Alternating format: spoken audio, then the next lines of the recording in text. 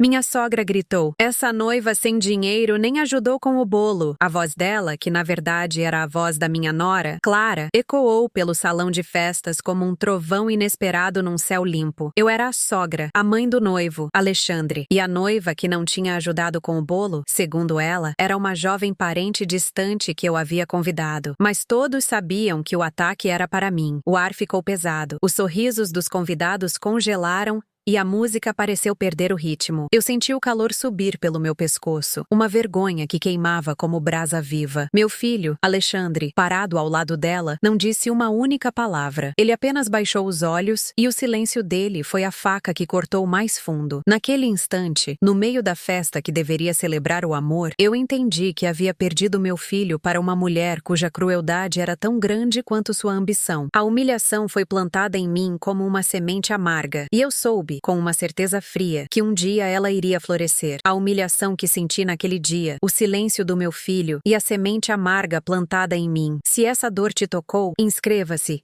e deixe seu like para acompanhar meu plano se desenrolar. Os anos que se seguiram foram um longo e silencioso bordado de paciência. Eu continuei minha vida, costurando, cuidando da minha pequena casa, sempre com um sorriso discreto para quem me via. Por fora, eu era a mesma Daniela de sempre, mas por dentro, eu tecia o meu plano, fio por fio, ponto por ponto. Cada visita de Alexandre e Clara era uma oportunidade para juntar mais uma linha colorida à minha obra. Eu observava Clara, a forma como ela falava sobre dinheiro, o jeito que exibia suas novas compras, a maneira como tratava as pessoas que considerava inferiores. Ela construiu sua vida sobre uma base de aparências, uma fachada frágil que eu sabia que não resistiria a um vento mais forte. Alexandre, por sua vez, parecia cada vez mais uma sombra da esposa, seguindo seus passos, concordando com suas opiniões, sempre buscando sua aprovação. Ele se afastou de mim lentamente, como um barco que se solta da amarra e é levado pela correnteza. Minha arte da costura me ensinou que os detalhes mais importantes são muitas vezes os menores, aqueles que ninguém percebe à primeira vista. E foi prestando atenção nesses pequenos detalhes que encontrei a primeira ponta solta no tecido perfeito que Clara tentava apresentar ao mundo. Durante uma reunião familiar, ouvi Clara conversando animadamente sobre a nova loja de decoração que ela e Alexandre haviam aberto no centro da cidade. Ela falava com orgulho, descrevendo os móveis caros e os objetos de luxo. Mas, mais tarde, ouvi Alexandre ao telefone, a voz baixa e tensa, falando sobre um pagamento atrasado a um fornecedor. Ele mencionou um empréstimo, um prazo apertado e a necessidade de manter as aparências a qualquer custo. Aquela foi a primeira rachadura. A partir daquele dia, mudei meu foco. A vingança deixou de ser um bordado e passou a ser um jardim. Eu precisava regar aquela pequena semente de dúvida, cuidar dela em segredo, até que suas raízes fossem fortes o suficiente para derrubar o muro de mentiras de Clara. Comecei a frequentar a vizinhança da nova loja deles. Eu não fazia nada suspeito. Apenas caminhava, conversava com os donos de outras lojas, tomava um café no estabelecimento em frente. Eu era apenas uma senhora simpática, curiosa sobre o novo empreendimento do filho. As pessoas falam, especialmente quando encontram um ouvido amigo. Descobri que a loja, chamada Golden Residence, era bonita por fora, mas vazia por dentro. As vendas eram fracas e a maior parte do estoque tinha sido comprada com o dinheiro de um investidor chamado Marco, um homem conhecido na região por sua impaciência com devedores. Clara, na sua pressa de parecer bem-sucedida, tinha se associado a alguém que não perdoava falhas. Ela havia apostado tudo, não com o próprio dinheiro, mas com a confiança de outros. Era uma construção instável, e eu havia encontrado o pilar que a sustentava. O momento de agir chegou numa tarde de outono, quando as folhas caíam das árvores, anunciando o fim de um ciclo. Eu tinha uma prima,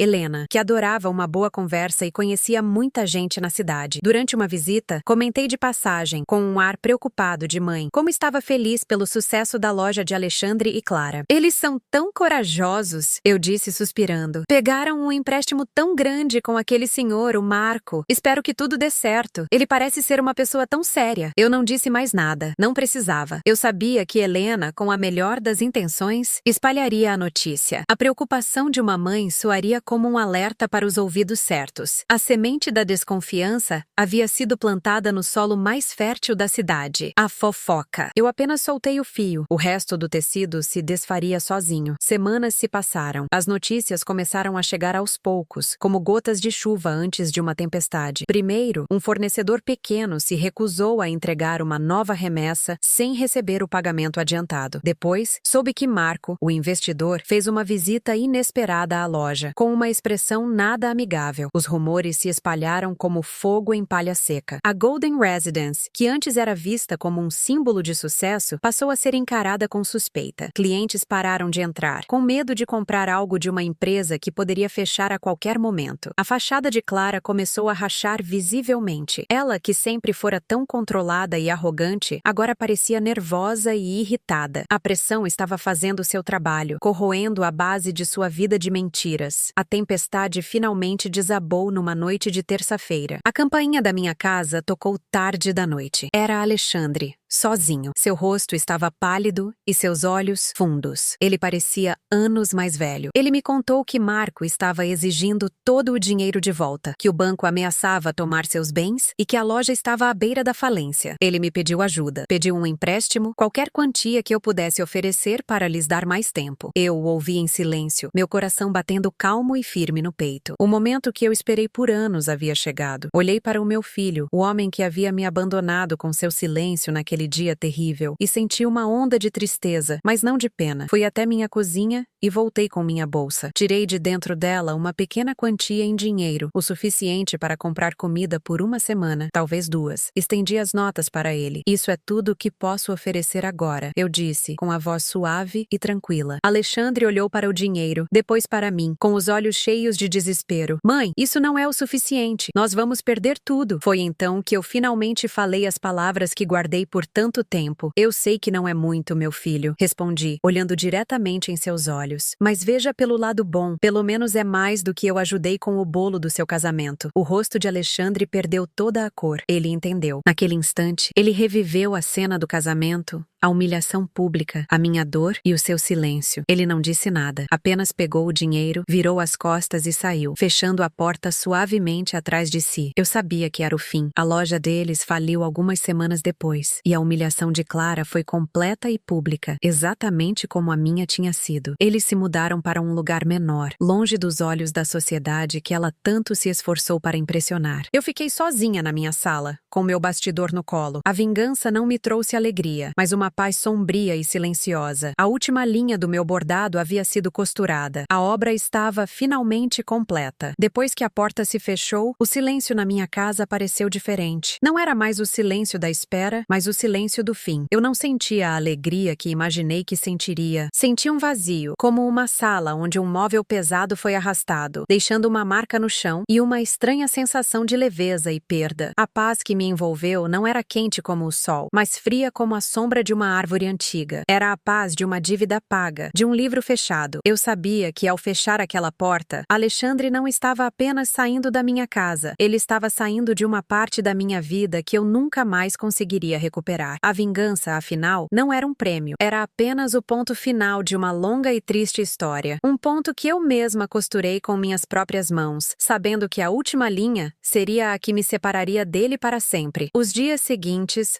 trouxeram as notícias que eu já esperava. A Golden Residence fechou suas portas com um barulho surdo que ecoou por toda a cidade. As pessoas comentavam em voz baixa nos cafés e nas lojas. Falavam da arrogância de Clara, da sua pressa em subir na vida e de como o castelo de cartas que ela construiu desabou com o primeiro sopro de vento. A humilhação dela não foi um único grito em uma festa, mas um murmúrio constante que a seguia por onde quer que fosse. Vi o caminhão de mudança em frente à casa deles numa manhã. Não era um caminhão grande. Levaram poucas coisas para um apartamento pequeno do outro lado da cidade. Um lugar sem fachada bonita e sem vizinhos para impressionar. Alexandre perdeu o brilho nos olhos que um dia teve. Clara, segundo Helena me contou, se tornou uma mulher amarga e reclusa, que culpava o marido, os fornecedores e o mundo inteiro pela sua queda, sem nunca olhar para o próprio reflexo no espelho. Eles não perderam apenas uma loja, perderam o respeito que tanto valorizavam. A vida seguiu seu curso, como um rio que contorna uma pedra e continua seu caminho. O outono deu lugar a um inverno rigoroso e depois a uma primavera tímida. Eu continuei com minhas costuras, meus chás no fim da tarde e minhas caminhadas pelo bairro. Para todos, eu era a mesma Daniela de sempre, mas algo dentro de mim havia mudado. Aquele fogo da vingança que me aqueceu por anos tinha se apagado, deixando apenas cinzas frias. A ausência de Alexandre era uma dor constante, não aguda, mas presente, como um dente que dói de leve quando o tempo muda. Eu não me arrependia do que fiz. A justiça, por mais amarga que fosse, precisava ser servida. Mas eu comecei a entender o preço dessa justiça. O preço era o silêncio dele, a distância, a cadeira vazia na minha mesa durante os almoços. Eu havia podado a erva daninha do meu jardim, mas no processo, cortei também a raiz da flor mais bonita que eu já havia plantado. Cerca de 1 ano depois do fechamento da loja, eu os encontrei. Foi num supermercado, no corredor dos enlatados. Eu procurava por molho de tomate quando levantei os olhos e o vi. Alexandre empurrava um carrinho de compras com pouquíssimos itens. Estava mais magro, com os ombros caídos, como se carregasse um peso invisível. Ao lado dele, Clara olhava as prateleiras com uma expressão vazia. Ela não usava as roupas caras de antes, nem as joias brilhantes. Parecia uma pessoa comum, apagada, despojada de toda a sua armadura de aparências. Nossos olhares se cruzaram por um segundo. No rosto de Clara, vi um lampejo de ódio puro, tão intenso que me fez recuar um passo. Mas no rosto de Alexandre, vi algo muito pior. Uma tristeza profunda, uma resignação que doeu em mim mais do que qualquer acusação. Ele apenas desviou o olhar, como fez no dia do casamento, e empurrou o carrinho para o corredor seguinte, desaparecendo atrás de uma pilha de produtos em promoção. Eles não disseram nada, e eu também não. O silêncio, mais uma vez, disse tudo. Naquela noite, sentada na minha poltrona, eu refleti sobre o que é ganhar e o que é perder. Eu tinha conseguido o que queria. A humilhação de Clara foi devolvida na mesma moeda. O castelo de mentiras dela ruiu, mas, ao olhar para a minha vida, eu via as rachaduras que essa vitória havia causado. Eu tinha minha dignidade restaurada, mas a que custo? O que adianta ter razão se você precisa gritar sua razão para uma casa vazia? Olhei para uma foto antiga na estante, de um Alexandre menino, sorrindo sem dentes, segurando minha mão. Naquele tempo, o mundo era simples. O amor era um fio forte e inquebrável que nos unia. Mas a vida, com suas escolhas e silêncios,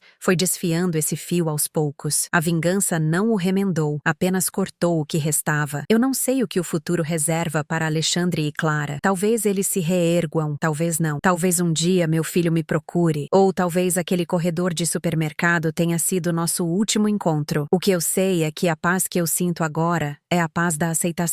Aceitação de que algumas feridas nunca cicatrizam por completo e de que algumas perdas são permanentes. Meu bordado estava, de fato, completo. Mas agora, olhando para a obra finalizada, eu percebia que, no desenho intrincado da minha vingança, eu havia bordado também a minha própria solidão. E essa era uma imagem que eu teria que contemplar pelo resto dos meus dias. A justiça foi feita, mas a família se desfez. E essa é uma verdade tão afiada quanto a agulha que usei por tantos anos. Os anos continuaram a passar, cada um como uma camada fina de poeira se assentando sobre as memórias. A paz sombria que eu senti no início se tornou parte da mobília da minha alma, algo que eu já nem notava mais, mas que estava sempre ali. Minhas mãos, que antes eram tão ágeis com a agulha, começaram a sentir o peso do tempo. Os movimentos ficaram mais lentos, mais cuidadosos. Eu costurava menos para os outros e mais para mim, remendando roupas velhas, criando pequenas coisas sem propósito, apenas pelo prazer de manter as mãos ocupadas e a mente quieta. A imagem do meu filho e de Clara no corredor do supermercado foi a última fotografia viva que tive deles. Depois disso, eles se tornaram fantasmas, figuras que existiam apenas em minhas lembranças e em ocasionais comentários de Helena, que sempre parecia saber de tudo, mas que aprendeu a não me trazer mais notícias deles. A solidão, que antes era uma adversária, se tornou uma companheira silenciosa. Nós tomávamos chá juntas no fim da tarde, líamos livros na mesma poltrona e observávamos o mundo passar pela janela da sala. Eu aprendi os seus ritmos, suas manias. Sabia quando ela estaria mais pesada, nas noites de chuva, e quando se tornaria quase leve, nas manhãs ensolaradas de primavera. Num desses dias, enquanto arrumava um velho armário que não abria há anos, encontrei uma pequena caixa de madeira. Dentro dela, entre pedaços de tecido e carretéis de linha antigos, estava um pequeno carrinho de metal, com a pintura vermelha gasta e as rodas tortas. Era o brinquedo favorito de Alexandre quando ele tinha uns 5 anos. Lembro-me dele correndo pela casa, fazendo barulho de motor com a boca, os olhos brilhando de alegria. Segurei o carrinho na palma da minha mão e, pela primeira vez em muito tempo, a lembrança não veio acompanhada da sombra do homem que ele se tornou. Veio pura, limpa, a lembrança de um menino que segurava minha mão com força e acreditava que eu podia consertar qualquer coisa. Naquele momento, o peso no meu peito não era de raiva ou de vingança satisfeita, era de saudade. Uma saudade profunda e doída de algo que o tempo havia levado para sempre. A vida ao meu redor também mudou. Uma família jovem se mudou para a casa ao lado,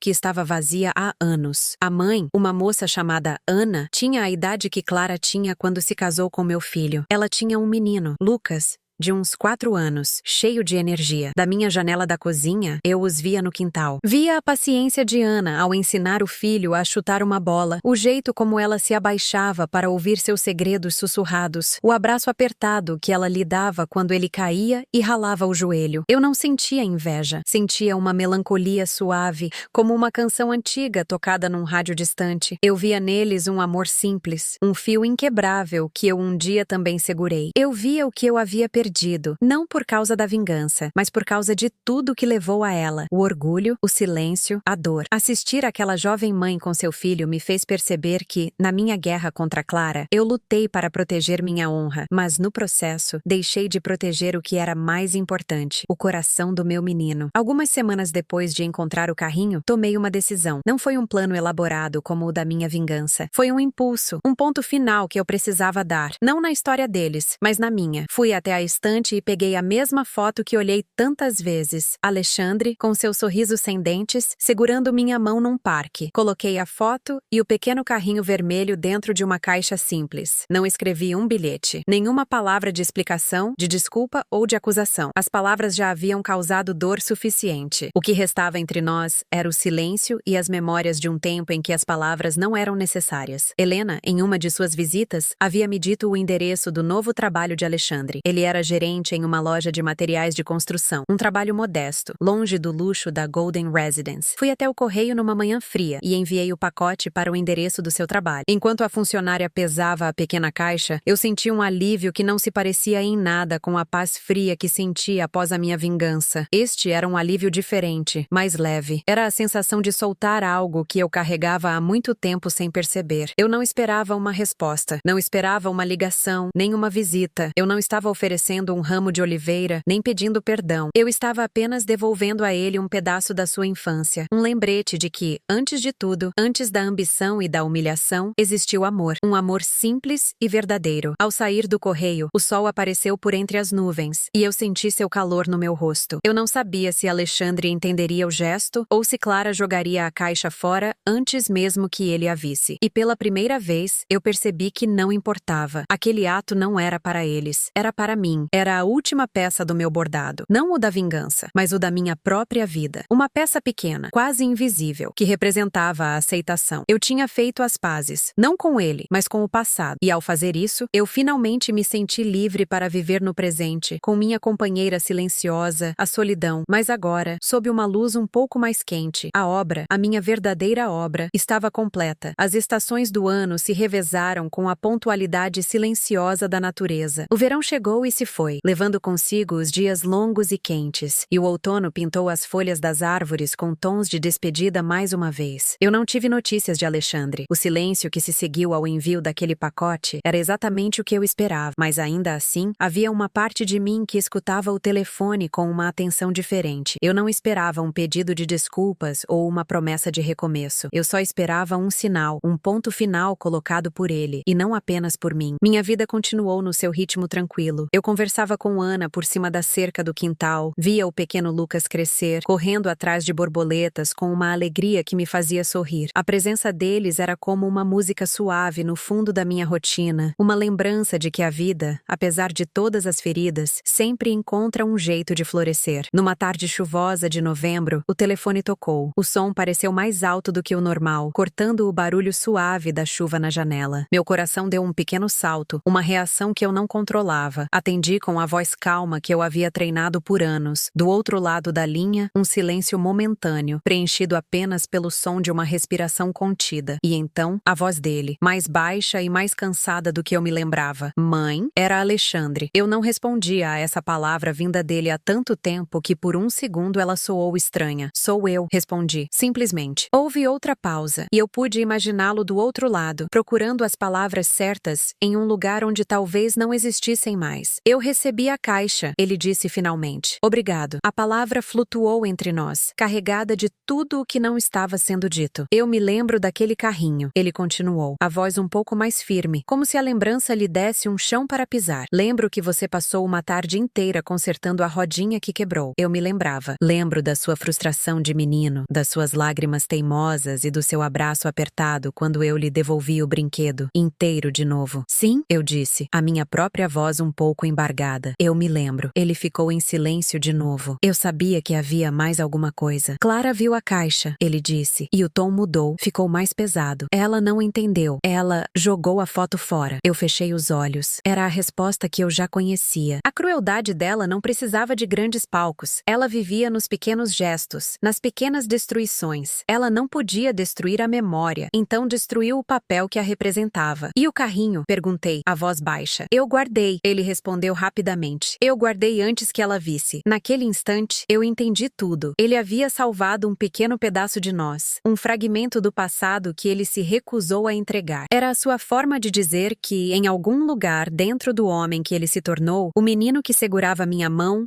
ainda existia. Eu preciso ir, mãe, ele disse apressado. Tchau. Ele desligou antes que eu pudesse responder. Fiquei segurando o telefone mudo por um longo tempo, ouvindo o som da linha cortada. As lágrimas que eu não chorei por anos finalmente vieram, mas não eram lágrimas de tristeza ou de raiva. Eram lágrimas de alívio. Aquele telefonema não foi um convite para o futuro, foi uma despedida do passado. Ao me contar que guardou o carrinho, Alexandre me deu a única resposta que importava. Ele me mostrou que o amor que eu lhe dei não foi completamente apagado. Estava apenas guardado, escondido, protegido da mulher com quem ele escolheu viver. Ele fez a sua escolha e eu fiz a minha. E agora, finalmente, estávamos em paz com a distância que nos separava. Eu não precisava mais do seu retorno. Eu só precisava saber que ele não havia se esquecido de tudo. E ele me deu isso. Observo Clara e Alexandre construindo sua vida sobre aparências, enquanto eu teço meu plano em silêncio. O que você faria no meu lugar? Comente o que está achando e compartilhe meu relato. Naquela noite, o sono veio fácil, pela primeira vez em muito tempo. Sonhei com um parque, com um menino de sorriso sem dentes correndo na grama, o seu pequeno carrinho vermelho voando em suas mãos. Ele se virou para mim, acenou e continuou correndo, cada vez mais longe, até se tornar um ponto colorido no horizonte. Eu o observei ir, sem tristeza, com o coração sereno de uma mãe que sabe que seu filho encontrou o seu próprio caminho, mesmo que seja um caminho que ela não pode mais seguir. Quando acordei, o sol da manhã enchia o meu quarto. A chuva havia passado. O mundo parecia limpo, novo. A solidão ainda era minha companheira, mas agora sua presença era diferente. Não era mais a sombra da minha vingança, mas a tranquilidade da minha escolha. Eu havia costurado a minha dor, regado o meu jardim de paciência e, finalmente, soltado o último fio. Eu me levantei e fui até a cozinha preparar um café. Pela janela, vi Lucas e Ana no quintal. Ele mostrava à mãe um desenho que havia feito. Ela o abraçou com força e eu sorri. A vida continuava, com suas perdas e seus pequenos milagres. E eu, Daniela, estava finalmente pronta para viver a minha, um ponto de cada vez, em paz. A paz que se instalou em minha alma era como uma casa recém-arrumada. Tudo estava em seu devido lugar, limpo e silencioso. Os dias passavam com a suavidade de um tecido de seda deslizando pelos dedos. Eu cuidava do meu pequeno jardim, conversava com Ana sobre as flores e as pequenas conquistas de Lucas, e lia meus livros ao lado da janela, sentindo o sol aquecer meu rosto. Eu havia aceitado a distância de Alexandre, não como uma derrota, mas como o resultado natural de uma vida de escolhas, tanto minhas quanto dele. A dor da sua ausência ainda existia, mas tinha se transformado em uma melancolia suave, como a lembrança de uma música que um dia foi muito amada, mas cuja letra já se esqueceu. Eu não esperava mais nada, não tecia mais planos, não bordava mais futuros. Eu simplesmente vivia, um dia de cada vez, encontrando beleza na simplicidade da minha rotina. A solidão, minha velha companheira, já não tinha um rosto sombrio. Ela era apenas o espaço vazio ao meu lado no sofá, um espaço que eu havia aprendido a preencher com meus próprios pensamentos e com o barulho tranquilo da vida que seguia lá fora. Foi numa tarde de terça-feira que a paz foi quebrada. O telefone tocou, e eu atendi sem pressa, esperando ouvir a voz de Helena me convidando para um chá, mas a voz do outro lado era apressada, cheia de uma urgência que fez meu coração parar por um instante. Era Helena, sim, mas seu tom era de pânico. Daniela, você precisa ser forte, ela começou, e eu soube que a casa arrumada da minha alma estava prestes a ser invadida por um furacão. É o Alexandre. Ele sofreu um acidente de carro no caminho do trabalho. Ele está no hospital central. As palavras dela eram como pedras atiradas contra uma vidraça. Cada uma delas criava uma nova rachadura na minha tranquilidade. Helena continuou falando, dando detalhes que eu mal conseguia processar. Algo sobre um motorista que não respeitou o sinal, sobre a gravidade dos ferimentos. Eu ouvia sua voz, mas minha mente estava em outro lugar. Estava no rosto do meu menino, no seu sorriso sem dentes, no som da sua risada. O homem que se afastou de mim desapareceu, e em seu lugar surgiu apenas o meu filho, pequeno e vulnerável, precisando da sua mãe. Desliguei o telefone com as mãos trêmulas. O mundo ao meu redor parecia ter perdido o foco. A xícara de chá na mesa, o livro aberto no meu colo, tudo parecia pertencer a uma outra vida, a uma outra mulher que existiu minutos atrás. A primeira onda de emoção foi um medo puro e paralisante, e logo em seguida veio a raiva, uma brasa antiga que eu pensei ter apagado. Raiva de Clara. Imaginei-a no hospital, controlando tudo, decidindo quem poderia ou não ver o meu filho, usando a tragédia como mais uma ferramenta de poder. Imaginei seu rosto satisfeito ao me ver do lado de fora, barrada, humilhada mais uma vez. Aquele sentimento era tão forte que me deixou sem ar. Sentei-me na poltrona, a mesma onde eu havia encontrado a paz, e lutei contra o veneno que subia pela minha garganta. O que eu faria? Ir até lá seria declarar guerra, seria dar a Clara exatamente o que ela queria. Um escândalo, uma cena para provar a todos que eu era uma sogra descontrolada. Ficar em casa, por outro lado, seria uma tortura, uma agonia de não saber, de imaginar o pior. Olhei para as minhas mãos e vi que elas estavam cerradas em punhos. A costureira paciente havia desaparecido. Em seu lugar, estava apenas uma mãe apavorada. Levou quase uma hora para que a tempestade dentro de mim se acalmasse. E quando a clareza voltou, ela veio com uma certeza simples. Eu não iria ao hospital para brigar com Clara. Eu não iria para exigir meus direitos de mãe. Eu iria porque Alexandre era meu filho, e uma parte de mim precisava estar perto dele, mesmo que ele não soubesse, mesmo que eu não pudesse tocá-lo. Troquei de roupa mecanicamente, peguei minha bolsa e saí. O caminho até o hospital foi um borrão de ruas e semáforos. Minha mente repassava cada momento da vida de Alexandre, desde seus primeiros passos até o dia em que ele se tornou uma sombra ao lado da esposa. Eu não estava indo resgatar o menino do passado. Estava indo encontrar forças para amar o homem que ele se tornou, com todas as suas fraquezas e silêncios. Cheguei ao hospital e o cheiro de desinfetante e ansiedade me atingiu em cheio. Perguntei pelo nome dele na recepção e a funcionária me indicou o terceiro andar, a ala de cuidados intensivos. Meu coração batia tão forte que parecia querer sair pela boca. Quando saí do elevador, eu a vi. Clara estava no corredor, conversando com um médico. Ela estava com o rosto pálido, sem maquiagem e usava roupas simples. Parecia cansada, vulnerável. Por um segundo, eu quase senti pena dela, mas então, seus olhos encontraram os meus e a vulnerabilidade desapareceu, substituída por uma máscara de puro desprezo. Ela terminou a conversa com o médico e veio na minha direção, parando a poucos passos de mim, como uma sentinela guardando um portão. "O que você está fazendo aqui?" ela perguntou, a voz baixa, mas afiada como uma lâmina. Eu respirei fundo, buscando a calma que havia cultivado por tanto tempo. "Eu vim ver meu filho", respondi, a voz firme, sem tremor. Ela deu um sorriso sem humor. "Ele não é mais seu filho, ele é meu marido, e você não é bem-vinda aqui. Sua presença só vai agitá-lo." O médico, um homem mais velho chamado Dr. Paulo nos olhava com desconforto. Ele se aproximou e disse em um tom profissional: "Ele está sedado. Não vai perceber quem está aqui, mas visitas são restritas a familiares diretos." Clara olhou para ele e depois para mim. "Eu sou a família direta dele." Ela disse cada palavra um golpe. Naquele momento, eu tive uma escolha. Eu poderia gritar, poderia brigar, poderia invocar a lei e o sangue, poderia transformar aquele corredor de hospital em mais um palco para a nossa guerra. Mas olhei para o rosto cansado de Clara, para o seu corpo tenso, e vi nela não apenas a minha inimiga, mas uma mulher assustada com a possibilidade de perder o marido. E olhei para dentro de mim e não encontrei mais o desejo de lutar. A vitória já não me interessava. O que me interessava estava atrás daquela porta fechada. Virei-me para o Dr. Paulo, ignorando Clara completamente. "Doutor, eu não vou entrar. Eu não vou causar problemas. Eu só preciso de uma coisa. Por favor, me diga como ele está. De verdade." Minha voz era calma, a voz de uma mãe, não de uma rival. O médico olhou para Clara, que permaneceu em silêncio, surpresa com a minha reação, e depois olhou para mim. Ele viu a verdade nos meus olhos. O estado dele é grave, mas estável. As próximas horas são importantes. Fizemos tudo o que era possível. Eu assenti, sentindo um misto de alívio e pavor. "Obrigada", eu disse. Sem olhar para Clara, eu me virei e caminhei até uma pequena capela que vi no final do corredor. Sentei-me no banco de madeira fria, não para rezar, mas para esperar. Eu havia entendido. Meu lugar não era mais ao lado da cama dele. Meu lugar era ali, amando-o em silêncio, de longe. A guerra havia acabado, não porque alguém venceu, mas porque eu escolhi não lutar mais. Minha paz, eu percebi, não vinha da vitória, mas da rendição. As horas se arrastaram com a lentidão de uma gota de mel escorrendo por uma superfície fria. Eu permaneci sentada na capela, sentindo o cheiro de cera de vela e madeira antiga. Aquele silêncio não era vazio. Estava cheio das minhas próprias memórias e arrependimentos. Pensei na minha vingança, na satisfação gelada que senti ao ver o império de aparências de Clara desmoronar. Naquela época, eu acreditava que estava recuperando minha honra, mas ali, naquele corredor de hospital, a honra parecia uma palavra pequena e sem sentido. O que importava era a respiração frágil do meu filho, acontecendo a poucos metros de mim, em um mundo onde eu não podia entrar. Eu não rezei por um milagre. Eu pedi por clareza. Pedi para entender qual era o meu lugar agora que a guerra tinha acabado, e tudo o que restava eram os destroços. A raiva que sentia ao chegar ao hospital tinha se dissolvido, deixando para trás apenas uma dor limpa, uma tristeza profunda pelo tempo que todos nós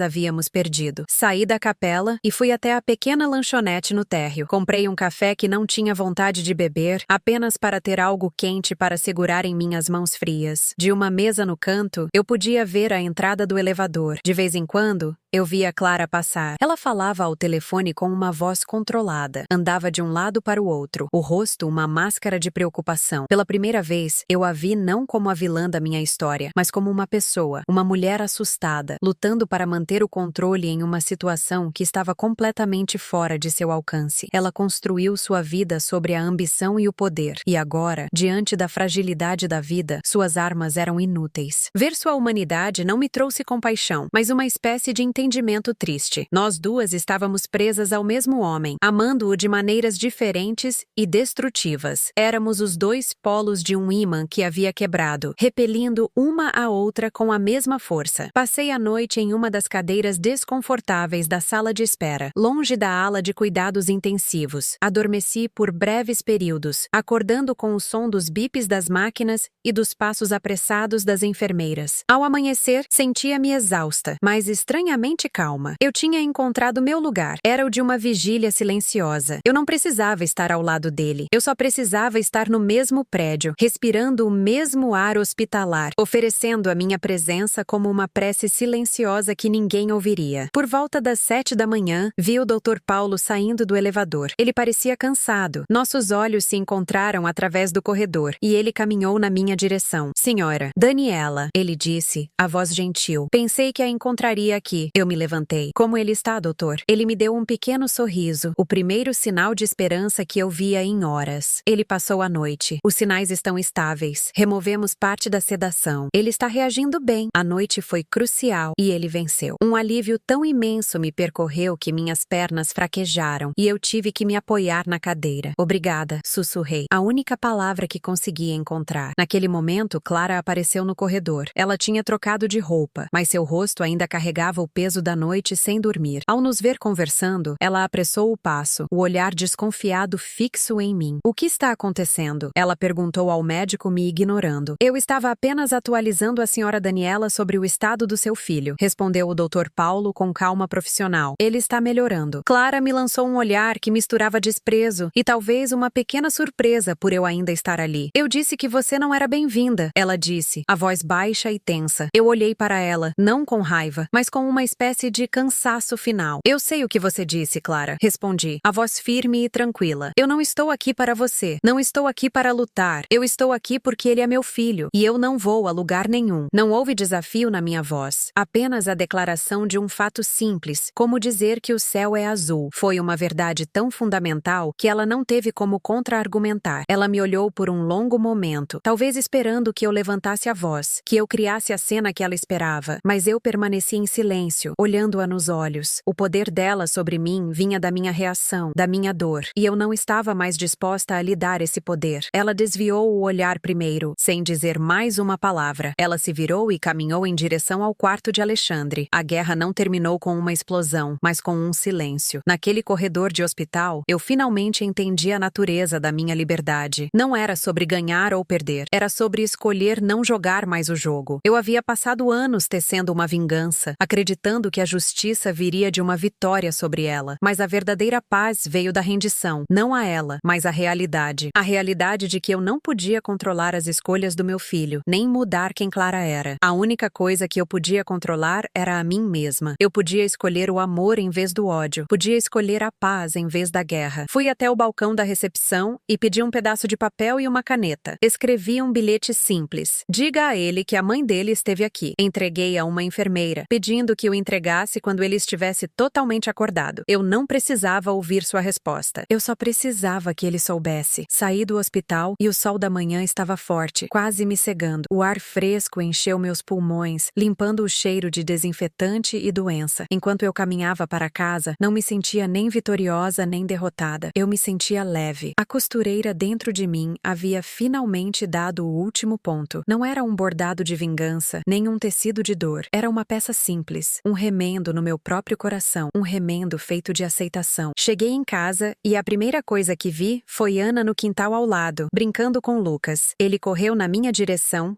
sorrindo, e me mostrou uma joaninha que encontrou em uma folha. Eu me agachei e sorri para ele, sentindo uma alegria simples e genuína. O amor, eu percebi, não estava apenas nas grandes batalhas ou nos laços de sangue. Estava nos pequenos gestos, na gentileza de um vizinho, no sorriso de uma criança. Minha casa não parecia mais vazia. A solidão ainda estava lá, mas agora era uma companheira tranquila, o espaço necessário para a minha própria paz florescer. Eu tinha perdido um filho, mas tinha ganhado a mim mesma de volta. E pela primeira vez em muitos anos, isso era o suficiente. As semanas que se seguiram à minha vigília no hospital foram como a água calma de um lago depois de uma tempestade. A superfície da minha vida voltou a ser lisa e tranquila. Eu retomava meus pequenos rituais, o café da manhã na janela, o cuidado com as minhas flores, as conversas no fim de tarde com Ana, enquanto Lucas corria pelo quintal. A notícia da melhora de Alexandre chegava a mim por meio de Helena, que ligava de vez em quando para me atualizar. Ele havia saído da terapia intensiva e iniciado uma longa jornada de recuperação. Eu ouvia as notícias com o coração quieto. Não perguntava por Clara, e Helena não mencionava seu nome. Era um pacto silencioso. Aquele bilhete que deixei com a enfermeira nunca foi respondido, e eu não esperava que fosse. O importante era que a mensagem tinha sido entregue. Eu havia marcado minha presença, não como uma invasora, mas como uma mãe que nunca deixou de existir. A paz que eu sentia era real, tecida com os fios da aceitação. Eu havia finalmente me perdoado por não conseguir salvar meu filho de suas próprias escolhas, e talvez o perdoado por tê-las feito. Foi numa manhã de quinta-feira, quase 2 meses depois do acidente, que o telefone tocou. Eu esperava que fosse Helena, mas a voz do outro lado era formal, profissional. Era uma mulher do setor administrativo do hospital. Ela se apresentou e foi direto ao ponto. Senhora Daniela, estou ligando a respeito do seu filho, Alexandre. Ele está se recuperando bem, mas precisará de um longo período de reabilitação em uma clínica especializada. Estamos tentando contato com a esposa dele, a senhora Clara. Há dias para discutir os procedimentos e os custos, mas não não conseguimos localizá-la. O número dela não atende, e ela não aparece no hospital há uma semana. As palavras da mulher eram neutras, mas para mim, soaram como o estalo de um galho seco se partindo. A mulher continuou: como a senhora é o contato de emergência seguinte, gostaríamos de agendar uma reunião para discutir os próximos passos. Há decisões importantes a serem tomadas. Desliguei o telefone, e o silêncio da minha casa pareceu pesar uma tonelada. Clara havia sumido. A capitã do navio o havia abandonado assim que a tempestade se mostrou mais forte do que ela podia controlar. Uma parte de mim, uma parte antiga e sombria que eu pensei ter enterrado, sentiu uma onda de satisfação cruel. Era o final perfeito para a minha vingança. Um final que eu nem precisei escrever. Ela, que construiu sua vida sobre o dinheiro e as aparências, fugiu quando a conta chegou. Ela, que me humilhou por não ter ajudado com um bolo, agora abandonava o marido diante de uma dívida que ela não podia pagar. A justiça poética era inegável. Eu poderia simplesmente não fazer nada. Poderia dizer à mulher do hospital que eu não tinha responsabilidade, que Alexandre era um homem casado e que sua esposa deveria resolver a situação. Eu poderia lavar minhas mãos e assistir de longe ao desmoronamento final do castelo de cartas de Clara. Seria fácil, seria justo, de uma certa maneira. Mas enquanto eu pensava nisso, a imagem que me veio à mente não foi a de Clara, mas a de Alexandre, deitado em uma cama de hospital, confuso e sozinho, esperando por alguém que nunca mais voltaria. A minha vingança tinha como alvo a mulher que o feriu, mas a consequência final recairia sobre ele. Minha paz recém-conquistada foi posta à prova. Ela era forte o suficiente para resistir a essa última tentação, a tentação de ver minha inimiga completamente derrotada? Olhei para minhas mãos, as mesmas que costuraram tantos remendos e bordaram tantos planos. O que elas fariam agora? Elas poderiam se fechar, agarrando-se à mágoa, ou poderiam se abrir para oferecer ajuda. Levei a manhã inteira sentada na minha poltrona, travando uma batalha silenciosa. A raiva era um fogo que aquecia, mas também consumia tudo ao redor. A paz, por outro lado, era como a luz do sol, que simplesmente ilumina, sem pedir nada em troca. No fim, a escolha não foi difícil. Não era sobre Clara. Nunca foi, de verdade. Era sobre o meu filho. Eu me levantei, troquei de roupa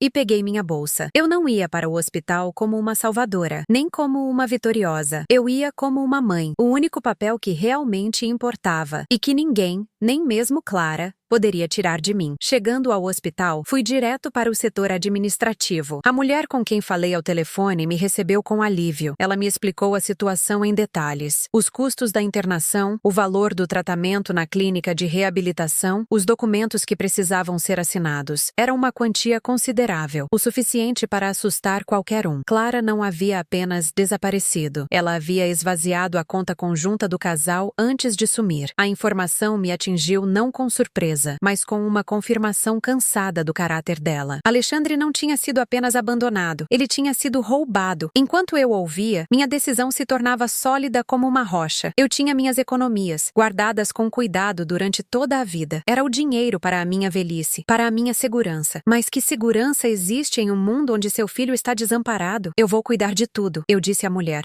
A voz firme. Por favor, prepare os papéis. Eu assumo a responsabilidade. Depois de assinar a papelada, fui até o quarto de Alexandre. Ele estava sentado em uma poltrona perto da janela, olhando para fora. Parecia mais magro, mais pálido, mas seus olhos se iluminaram quando me viram. Mãe, ele disse, a voz ainda fraca. Eu me aproximei e segurei sua mão. Era a primeira vez que nos tocávamos em anos. Eu estou aqui, meu filho. Respondi simplesmente. Ele não perguntou sobre Clara. Eu acho que, no fundo, ele já sabia. Ele apenas apertou minha mão com mais força. Ficamos em silêncio por um longo tempo, apenas olhando pela janela. Não precisávamos de palavras. Naquele silêncio, todas as barreiras que nos separaram por anos desmoronaram. Não havia mais nora, nem vingança, nem humilhação. Havia apenas uma mãe e um filho, encontrando o caminho de volta, um para o outro, em meio aos destroços. Nos dias que se seguiram, eu organizei a transferência de Alexandre para a clínica de reabilitação. Cuidei de tudo, da burocracia às suas roupas. Ele me observava fazer tudo, com uma gratidão silenciosa em seus olhos. A guerra havia acabado, e no final, não houve um vencedor ou um perdedor. Houve apenas sobreviventes. Eu não ganhei meu filho de volta. Nós nos reencontramos. A vingança que eu planejei por tanto tempo se revelou um caminho desnecessariamente longo e doloroso para uma verdade simples. O amor, quando é real, não precisa de vitórias. Ele só precisa de uma chance para recomeçar. Ao sair da clínica, Depois de deixá-lo instalado, senti o sol no meu rosto. A minha casa, antes o meu refúgio,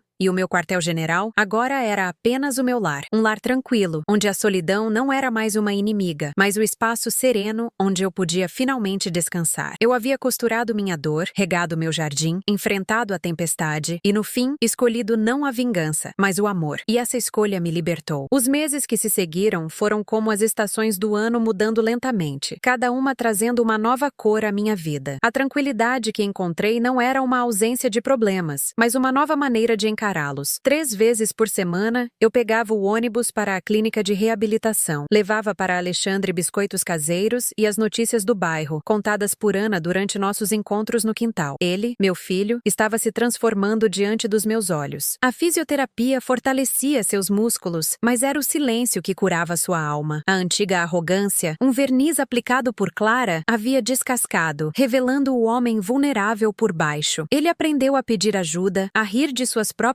dificuldades e, o mais importante, a me ouvir. Nossas conversas na clínica eram diferentes. Não falávamos do passado, da traição ou da humilhação. Falávamos de coisas simples, do sabor do café, da cor do céu, das flores que começavam a brotar no meu jardim. Estávamos reconstruindo nossa relação tijolo por tijolo, sobre um terreno limpo de mentiras. A paz, no entanto, não paga as contas. Minhas economias, o colchão que eu havia preparado para a velhice, tinham desaparecido. O dinheiro se fora, mas a preocupação ficou. As despesas com a clínica eram altas. E os custos do dia a dia pesavam. Numa noite, sentada na minha poltrona, olhei para a minha velha máquina de costura, coberta por um pano no canto da sala. Por anos, ela foi minha cúmplice silenciosa no plano de vingança. Cada ponto, cada linha era carregado de raiva. Agora, eu a via com outros olhos. Ela não era uma arma, mas uma ferramenta. No dia seguinte, limpei a poeira, lubrifiquei suas engrenagens e comecei a aceitar pequenas encomendas de consertos e ajustes para a vizinhança. O som da agulha perfurando o tecido não era mais o som da minha raiva, mas o som da minha resiliência. Era o som de uma mãe fazendo o que fosse preciso pelo seu filho. Cada peça remendada era um lembrete de que tudo, até mesmo uma vida quebrada, podia ser consertado com paciência e amor. A tempestade que eu pensei ter acabado apenas mudou de forma. Certo dia, uma carta oficial chegou pelo correio. Não era do hospital nem da clínica. O envelope era pardo, com o selo de um grande escritório de advocacia. Meu coração gelou. Era sobre a loja de decoração. Os fornecedores, que nunca foram pagos, estavam processando os proprietários para recuperar o prejuízo. E o nome no contrato, como principal responsável, era o de Alexandre. Clara, em sua astúcia, havia colocado tudo no nome dele, protegendo-se antes mesmo de fugir. A dívida era enorme, um valor que eu não conseguiria pagar nem que costurasse por 100 anos. O castelo de aparências de Clara havia desmoronado, mas os destroços estavam prestes a cair sobre nós. Senti um eco da antiga fúria, uma brasa que eu pensei estar apagada. Por um instante, desejei que ela estivesse ali, para que eu pudesse ver em seu rosto a consequência de seus atos. Mas o sentimento passou rápido, substituído por um cansaço profundo. Tive que contar a ele. Na minha visita seguinte, sentei-me ao lado de sua cama na clínica, com o papel tremendo em minhas mãos. Ele ouviu em silêncio, o rosto perdendo a cor recém-adquirida. Vi a vergonha em seus olhos, a mesma que eu vi no dia do casamento, quando ele baixou a cabeça e não me defendeu. Mas desta vez foi diferente. Ele não desviou o olhar, ele me encarou, e eu vi um homem assumindo a responsabilidade por suas escolhas. Lágrimas silenciosas rolaram por seu rosto. Me perdoe, mãe, ele sussurrou, a voz rouca. Eu destruí tudo, destruí você. Naquele momento, a última muralha entre nós caiu. Eu segurei sua mão, a mesma que eu segurava quando ele era um menino com o joelho ralado. Você não destruiu nada, eu disse, com a voz firme. Você foi enganado. Nós fomos enganados. E nós vamos sair dessa, juntos. A palavra juntos pairou entre nós, forte e real, a promessa de um novo começo. Eu não sentia mais o desejo de lutar uma guerra por orgulho. Agora, a luta era por sobrevivência. Procurei um advogado, um senhor chamado Ricardo, que me foi recomendado por uma antiga cliente. Ele era um homem sério, de poucas palavras, que analisou os documentos com atenção. Ele foi direto. A situação era complicada. desesperada. Clara havia deixado um rastro de dívidas e contratos maliciosos. Provar a má-fé dela seria uma batalha longa e cara. A senhora tem certeza de que quer seguir com isso? Ele perguntou. Será desgastante. Olhei pela janela do seu escritório, para as pessoas andando apressadas na rua, cada uma com suas próprias batalhas silenciosas. É meu filho, doutor, respondi. Não há escolha. Ele assentiu, compreendendo. Iniciamos o processo para declarar a falência da empresa e renegociar as dívidas. Uma jornada burocrática que testaria minha paciência de formas que eu nunca imaginei. A batalha legal foi um novo tipo de guerra, travada em escritórios silenciosos e com pilhas de papéis. Mas desta vez, eu não estava sozinha. Alexandre, mesmo da clínica, participava de tudo. Líamos os documentos juntos pelo telefone, tomávamos as decisões em conjunto. Ele se dedicava à sua recuperação com uma nova determinação, como se cada passo que dava na fisioterapia fosse um passo para longe do fantasma de Clara. Eu continuei com minhas costuras. Cada centavo ganho era guardado para os honorários de Ricardo e para as pequenas coisas que tornavam a vida de Alexandre mais confortável. O trabalho manual me mantinha sã. A cada assinatura, a cada reunião, eu sentia um nó se desfazendo dentro de mim. Não era a satisfação gelada da vingança, mas o alívio quente de estar colocando a casa em ordem, limpando a sujeira que outra pessoa havia deixado para trás. Um dia, meses depois, Alexandre finalmente voltou para casa. Não para a casa luxuosa que dividia com Clara, que foi tomada pelos credores, mas para a minha pequena casa. Ele entrou mancando um pouco, apoiado em uma bengala, mas com o olhar firme. O quarto que era dele na infância o esperava, simples e arrumado. Naquela noite, jantamos juntos na minha pequena cozinha. O silêncio era confortável, preenchido apenas pelo som dos talheres. Olhei para ele e vi o homem que ele deveria ter sido o tempo todo. Forte, honesto e gentil. Ele não era mais a sombra de ninguém. Era apenas Alexandre. E eu era apenas sua mãe. A vingança não me libertou. O perdão, sim. O ato de perdoar não a ela, mas a mim mesma e ao meu filho, por termos nos perdido no caminho. E de recomeçar, não com um bordado de raiva, mas com o tecido liso e limpo de uma nova vida que estávamos costurando, juntos, ponto por ponto. Minha história de vingança e paciência chegou ao fim. A fachada frágil de Clara não resistiu. O que você achou do meu desfecho? Inscreva-se para acompanhar mais relatos como este.